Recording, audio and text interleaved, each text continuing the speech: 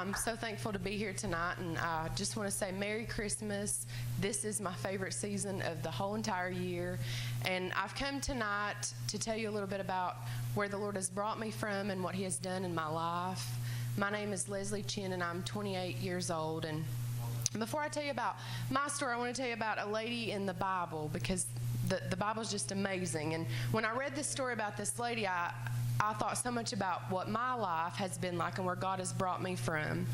But in Luke 8:43, there was a lady, and she had an issue of blood for 12 years. And it says that this lady had this issue of blood for 12 years, and no one could heal her.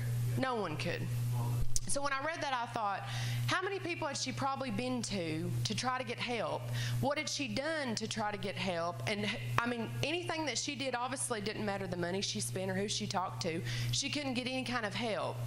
But if you go down in Luke 8, it says that when she instantly touched Jesus, she fought through the crowd just to touch Him.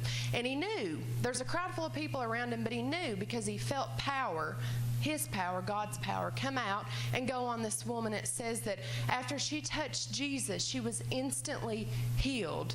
It didn't say that she had to go to a doctor and get a checkup, or somebody else had to check her out. It said she was instantly healed when she met Him. And that's my story. I grew up in church when I was little, and I used to sing in church, and I did all these things in church. I love going to church. But when I was 13 years old, the world started looking better than church did. You see, I went to church, but I wasn't raised in church. My parents took me to church, but when I came home, I had a different kind of home life. And that's why it's important that your kids, even when they're not in church, you teach them about God and you teach them the Word of God. They'll look at church and they'll see one thing, and they go home and they see another thing. And it confuses people. And that's what it did in my life. And when I was 13 years old, I started using drugs. And that was my downfall. And I knew the things that I was doing was wrong, but I didn't care. It felt good to me, and that's just what I wanted to do. That's how I wanted to live my life. And I started out in high school. I lost a car because of drugs, totaled a car, and my parents wanted me to get out of the county that I was living in because it was just drugs. You can't outrun sin. Sin and drugs and sex, and sin is just everywhere. So we moved to London in 2005, and that was that's when the devil really just came and crept upon my life and literally put me in chains. I was 18 years old, and I met this man. I was 17, 18 years old, and I met this man, and I thought, this is it. This is the love that I've been waiting my whole entire life for, and this is it. I'd already been on drugs. I already was such a promiscuous woman at that time. I'd been with men, but I thought, this is it. This is what I've been looking for, and I found my whole entire life was this kind of love. I was physically and verbally abused. I had a gun pulled on me. Just mean things happened to me with this man. After we broke up, I was so angry at men. I wanted nothing to do with them. I rebelled, and at that time, I thought freedom was when you just rebelled against your parents and you just did whatever it is that you wanted to do at that time. That's what I thought freedom was. Well, I kept going on in life, and I would drink, and I would get high, and I didn't care about anybody. I didn't care about my family. My dad was a bartender at the American Legion, so we all just would come home and just have a big cat fight and then go out, and the rest of the world thought we just all had it together. We were this perfect family. But we just fell apart slowly. Our lives were going downhill from drugs and from alcohol, and that's what kind of life I lived. I met my little boy's dad in 2007, and I literally met this man, and we got drunk one night, and I said, let's have a baby, and that's how in 2008 my little boy was conceived. I thought this kid would change my life. This baby that I had, I thought he would change my life, and he would make all my drug habits, all my bad habits, all my men habits go away. But as I realized my life got further and further, I then became a bad mother. And when my little boy was 2 years old, when he was 6 months old, we moved out of my mom and dad's house. And we got mine, my little boy's dad, and my little boy all lived in this house. Well, then my little boy's dad would go to Florida or Georgia, and we would be drug dealers then, and that was a great life, we thought, and that's what we were going to do. And we had money, and we had drugs, and we had our own house, and we had our child. So that at that time I thought that was good living on the hog right there. I even got a car. I mean, I can supply Laurel County with drugs, and that was good living.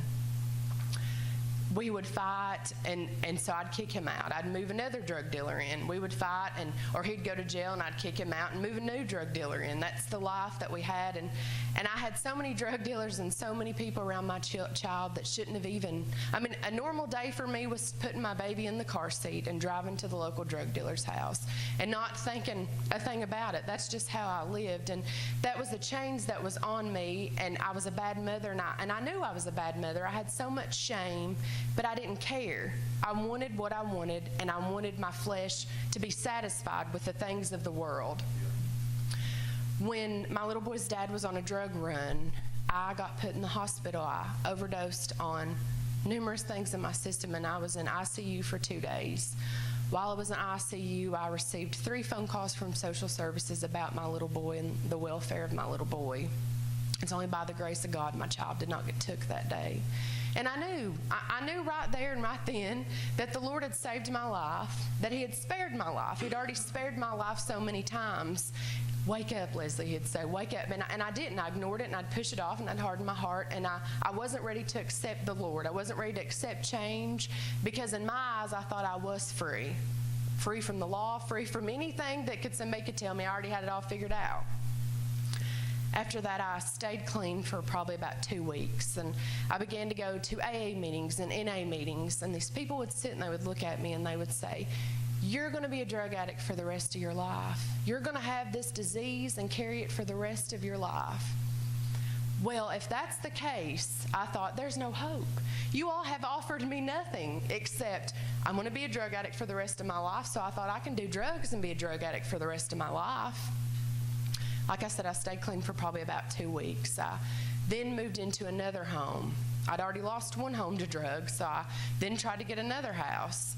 I then traded the drugs that I was on to different drugs, because that made sense at the time. If I got in trouble for these drugs, then I would probably be okay doing this drug.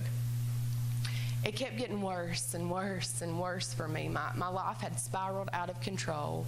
I was a bad mother. I would pass out in the middle of the floor while my child ran around with drugs all over the floor. It's by the grace of God my kid didn't eat something that he shouldn't have ate, and he's alive right now. The Lord spared my life, and He spared my little boy's life, and He never once did my child get hurt. And all these things that I see now, the Lord was saying, "Leslie, if you'll just give me a chance." But still yet I didn't give Him a chance. I was on my way home one night, and I just left my drug dealer's house. I had all my drugs for that week. I was prepared. I was good to go. I had some money, just got paid, had my drugs, had a home. I was living good, I thought. On my way home, there was the blue lights right behind me. Here come the police. And I remember, and I'm so thankful sometimes that God doesn't answer our prayers, because this was the one prayer that I prayed to God. And I said, "If you just let me get home, Lord, if you just let me get home."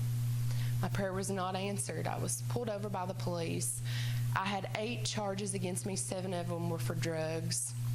They put me in the back of the car, and I don't even really remember riding to the jail or being in the jail. And then the next day they took me upstairs, and I remember being in this just brown jumpsuit. And I looked around at all these girls, and these girls were crying, and they were talking to their kids. And they didn't even know when they get to see their kids again. And these little babies are on the phone talking to these women, "Mommy," and they're just sobbing. And I look around and I think, what have I done to my life? When did I let my life get to this point that I'm sitting in jail and I have nothing? I have nothing left. I'd already lost 2 cars, 2 homes. I'd overdosed. There wasn't much left for me. This is my 2nd time in jail. The Lord had already spared my life. There wasn't much more after that for me. My mom came and visited me, and she would just cry and she just sobbed. And usually she would yell at me and just scream at me. And she'd looked me dead in the eyes and she said, "Leslie, do you want to live like this? Do you want your life to be like this?" I realized then at that moment there had to be a change. At that time, I didn't even know what kind of change I needed. I just knew that everything that I did, me trying to be a good criminal, never panned out, so something else was going to have to take place. I wasn't good at being a criminal, so I probably need to stop that.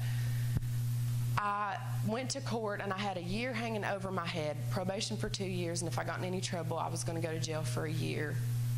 But I asked the judge, I told him that I needed help. I got sent to a treatment center. I had to complete a program in my treatment center. So before I went, I had to wait for a bed 6 weeks. So at this time, I was angry, mad, because everybody in Laurel County could do drugs and I couldn't. And how was it fair that my drug dealer could do drugs and I got caught and she didn't? I just thought it was unfair. Life wasn't fair for me then. I was sick for about a month and a half. Awful. Just withdrawal, and it was awful for me. I actually stayed clean for 6 weeks and relapsed a week before I went into treatment. I went to this place called Karen's Place in Louisa, Kentucky, and I can't stand here and tell you that this treatment center saved my life or gave me back my life, because what I have now is a new life. It's changed. It's made new. But what this treatment center did was they loved me. And it didn't matter that I was broke and I was disgusted and I was nasty and I literally had nothing left. They just loved me. And I kind of wondered what's going on with these people. Like, they haven't even asked me for anything. Something can't be right here. But I went in on a Monday, and on a Friday we went and seen Eddie James, and these people were testifying about God had delivered them from drugs. And I remember looking around like, what is going on? All these people had their hands up and they were just praising the Lord. And you can tell they weren't just raising their hands to raise their hands.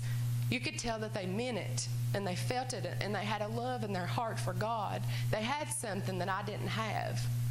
When they made an altar call, I stood there and it was like I couldn't move. It was like so bad that I wanted to run up there and pray, but I couldn't. My feet were just chained to the floor. I couldn't move. I didn't know what to do. Thank God for obedient friends. She took me down there, and I literally was so scared because I'd heard about Jesus and I'd heard about what he could do, and I thought, what if it doesn't work? Then what? I was scared to trust in someone that I didn't even know before. So I remember the first pastor I came to, I just said, just pray for me. I just need some prayer.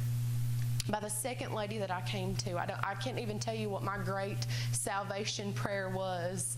I just know that whatever that lady was telling me that she had, that's what I wanted. And my heart was so open to anything that any kind of hope she could give me. I said, all right. And I threw my hands up in the air, and I think I said, I'm a sinner coming to my heart. I can't even really tell you what it was exactly that I said. But I know that when I opened up my eyes and I walked back to the van, I had lived in such darkness my whole entire life, and I'd put my child through darkness, and I had lived bound in chains, that when I walked to the van, I remember seeing a tree, just a regular tree. But that tree was so green. I'd never seen a tree so green in my life. And I thought, wow, this is so green. I seen color for the first time in my life for 11 years of addiction and just promiscuous woman and a cheater and a liar and a thief. And I finally had seen light and color in my life, and it changed my life. I left treatment, and my life has just been so different. I can't even tell you what it was. It was just the touch from the Lord. I didn't do anything. I was just willing, and I walked down there and I said, all right, God, I'll give you a chance. Everything else has failed. You can't fail me. And he hasn't. He's never failed me, and he's never forsaken me. And he has took my ashes, my nastiness, and he has turned it into something truly beautiful. I got out of treatment, and I could just tell something bubbling up inside of me. Just something was different. Nobody had to tell me that I was saved. Nobody had to tell me that I met Jesus. I could tell you, I really know who he is now. I'd heard about him my whole entire life, but that night that he came and he met with me, a drug addict and a prostitute and a bad mom, he came down from heaven to save my life. A nobody. My life now is filled with so much peace and so much joy. I've been clean over two years. I couldn't even stay clean a day before. I was looking for something within 2 hours before. But my life has changed. I met the King of Kings and the Lord of Lords, and He comes and He talks to me and He loves on me and He gives me peace. And I still have struggles and I still have pain, but the Lord takes it and He turns it into something beautiful. I now get to go and I get to do jail ministry at the same jail, the exact same jail that I was put in twice. And I've got to go back to the treatment center I came from and give my testimony. And I'm one of the youth leaders at our church, so I get to work with these little kids. And I think, people want their kids around me now. I didn't even want my own kid around me, and now people trust me with their children to distill the Word of God into them. Only God can do such things as that. I have my child, and my child knows that I love the Lord. And I'm raising my child to know and to love the Lord. If we don't start teaching our children about the Lord, the world will teach them not about the Lord. They will teach them worldly things, and they're going to try to drag them down and chain them up. That's what the devil and the world does. But now I can tell you that I have met God. I have met Him, and I love Him, and He has restored me. He has took my ashes, and He truly has turned it into something beautiful. He has took my sin, and He has saved me, and I'm not in recovery. I'm not working a program or a process or calling my sponsor, doing any AA or NA kind of things. I took one step. I was willing to take one step, and that was to Jesus. And I talked to one man. That's it, and his name is Jesus. And He saved me, and He sanctified me, and He filled me with the Holy Ghost, and I'm free. Freedom isn't rebelling against your parents. Freedom is when you truly meet Jesus, and He turns your life upside down and sanctifies you and gives you so much joy you don't even know what to do with it. If anybody out there is having a problem or is in addiction or trying to get delivered, because it's not, when you come to the Lord, it's not recovery. It's delivered. It's not working a step or 12 steps. It's you step and you say, all right, God, here I am, and He delivers you. I want you to know that there's hope and that there's peace, and God will help you, and He will restore everything that the enemy has took from you. You just got to trust Him. I stand before you today delivered and changed, and a mother of a little boy that knows that I love the Lord. Amen. Thank you, and God bless you.